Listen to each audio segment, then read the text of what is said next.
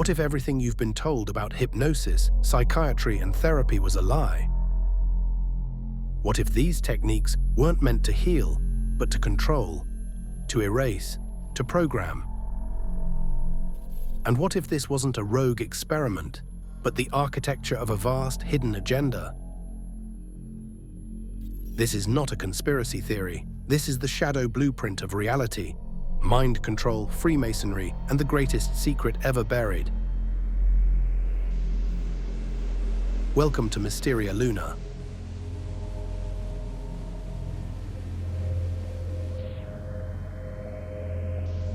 The human mind is porous. In moments of trauma, it fractures, and within those fractures, secrets can be inserted. Dissociative states, once the domain of mystics and shamans, became tools of science and war. What ancient mystics called possession, CIA doctors would rebrand as compartmentalization. And they discovered something. In dissociative states, people could access strange, spontaneous psychic abilities, ESP, remote viewing, precognition. Drugs like LSD, PCP, mescaline, and barbiturates were tested ruthlessly. Electroshock, sensory deprivation, and isolation chambers became standard tools for engineers of the soul. Why? Because in that twilight space between waking and dreaming, the human will could be rewritten. Behind the veil of academia and defense, another power was watching and funding. The Freemasons. G.H. Estabrooks, 32nd degree Scottish Rite Freemason, author of Hypnotism and Spiritism, openly admitted in the 1940s that it was possible to create multiple personalities in soldiers to serve as programmed couriers and assassins. He claimed it could be done with hypnosis and trauma, and that it had already been done. Estabrooks wasn't alone. The Scottish Rite Research Society, along with the Northern Masonic jurisdiction, funneled money into psychiatric research. They studied schizophrenia, barbiturates, dissociative identity disorder. They funded doctors experimenting with induced comas, sensory overload, and even psychic driving, like Dr. Ewan Cameron, whose experiments at McGill University in Canada involved wiping people's minds and rebuilding them like clay. Did these Masonic bodies act as unofficial proxies for research too dark and too illegal for direct government oversight? Dr. Louis Jolyon, Jolly West, a key MKULTRA psychiatrist who once killed an elephant with LSD and hypnotized countless subjects, was allegedly affiliated with cult monitoring groups that were themselves cult-like. The Cult Awareness Network, which paradoxically partnered with Freemasonic charities, Scientology watchdogs, and intelligence cutouts. Sidney Gottlieb, the black sorcerer of the CIA, ran the chemical experimentation wing of MKULTRA. He distributed LSD across the world, tested it on unwitting subjects, and created false memories through hypnosis. Ewan Cameron, meanwhile, led psychic driving experiments designed to shatter identity into shards. Many of these men had ties, direct or tangential, to elite institutions, Harvard, Yale, Johns Hopkins, and behind them, the Rockefeller Foundation. How many of these men were Masons?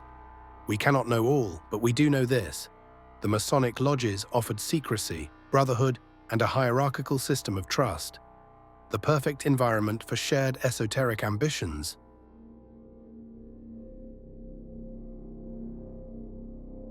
Freemasonic research organizations were quietly running parallel experiments. The Scottish Rite Foundation, with connections to Johns Hopkins and the Josiah Macy Jr. Foundation, funded bizarre investigations into psychotic states, narcotics, and the use of hypnosis during drug-induced episodes. The Josiah Macy Jr. Foundation, long rumored to have indirect ties to intelligence networks, brought together leading cyberneticians, psychiatrists, and behavioral scientists in a series of conferences that laid the groundwork for programming human consciousness. not healing it. Behind the language of systems theory and cybernetics, some researchers quietly explored how to manipulate mental states, mimic schizophrenia-like symptoms, and control perception itself. To this day, nobody has answered why so much research was focused not on helping schizophrenics, but on replicating their symptoms artificially.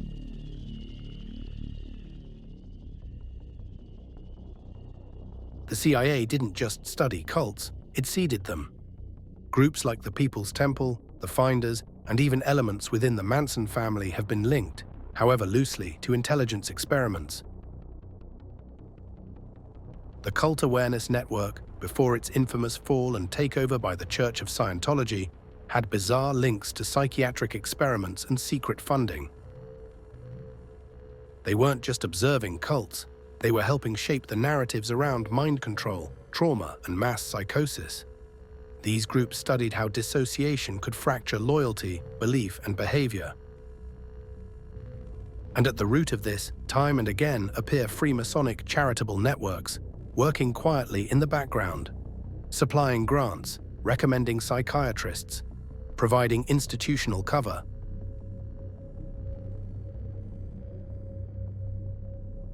What if hypnosis was never meant for therapy? The pop culture image of swinging watches and relaxation tapes belies a darker truth. Hypnosis in the hands of skilled operators fragments identity. It implants suggestions, suspends disbelief, and overrides the critical mind. MKULTRA used hypnosis on children, prisoners, drug addicts, anyone vulnerable. Freemasonic doctors quietly charted the human psyche like a battlefield, probing which hypnotic commands could embed deepest, and which minds could be broken, molded, and reprogrammed with precision. It wasn't therapy, it was soul engineering, and as television, mass media, and now social media evolved, so did the hypnotic delivery systems. The modern world is a trance state. Constant distraction, rapid-fire dopamine cycles, and algorithmic manipulation have engineered a culture of programmable citizens, passive, reactive, and easily divided. But beneath the surface noise lies something even darker. A relentless barrage of fear-based mind control, manufactured crises, psychological trauma loops, and media-engineered panic are deployed with surgical precision to keep the masses in a state of hypersuggestibility. This isn't just distraction, it's psychological warfare disguised as everyday life. This was never about individual therapy. This was about mass control. Yale, Harvard, Johns Hopkins, all connected to Rockefeller money, all involved in mind control studies. The Rockefellers didn't just fund public health, they built it.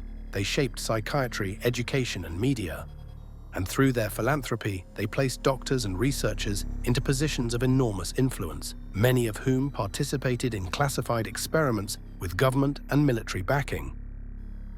Some researchers even suggested that schizophrenia itself might be induced through environmental conditioning, artificially created delusions, sleep deprivation, suggestion, and repetition. At what point does a disorder become a design? When minds are broken by intent, is it still psychology or ritual? And beneath it all, is there a spiritual war being waged on the soul itself? Freemasonry, as practiced in the Scottish Rite, is not a casual fraternal order. It is a complex symbolic system with deep roots in Hermeticism, Kabbalah, and Egyptian mystery schools.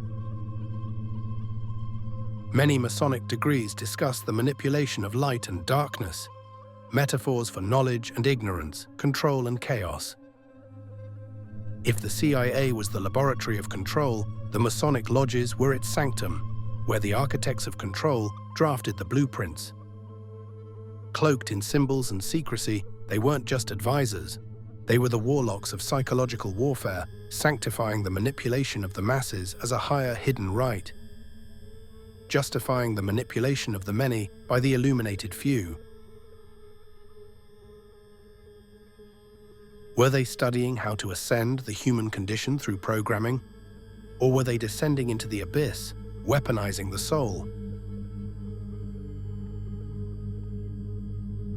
The greatest trick of all was convincing people that MKULTRA was a failed project, a rogue chapter of Cold War hysteria. But in truth, it never ended. It evolved. Hypnosis became marketing, trauma became content, suggestion became policy. Are we not living in the dreamlike haze of competing illusions? Social media addiction, algorithmic nudging, polarization, synthetic mass psychosis. These are not accidents. These are the fruits of decades of psychological warfare.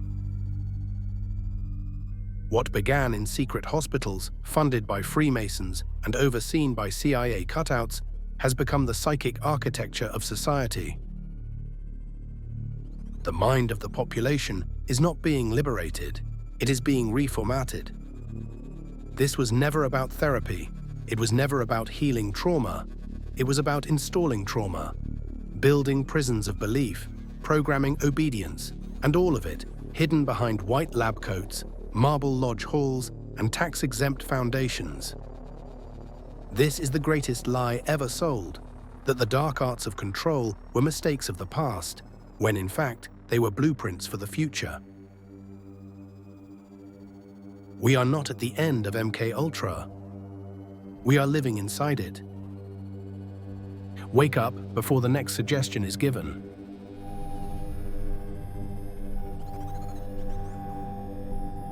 If you found this video disturbing, good. Share it.